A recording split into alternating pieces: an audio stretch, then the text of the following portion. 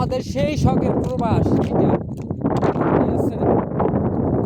এখানে আসতে লিগা কতই না কিছু করতে হয়, মানে অনেক পরিশ্রম করার পর আমরা এই প্রবাসে আসি। আর এখন এই প্রবাসে আসার পর বুঝতে পারি যে কি পরিশ্রম করছি দেশে, তার চেয়ে ডবল ডবল পরিশ্রম এখানে করতে হয়। তো আপনারা দেখতেই পাচ্ছেন আমি এখন কোথায় আছি। আমার আশেপাশে কোনো বাড়িঘর নাই, সব ভাইয়া আমরা কই আছি?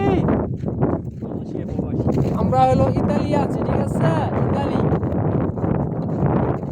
আমাদের শখের ইতালি। কত মানুষ কত রিস্ক নিয়ে আসে,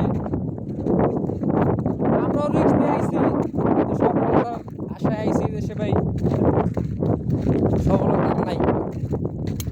এই যে এই মরুভূমিতে হাঁটলে সফলতা কই কোন পাবো?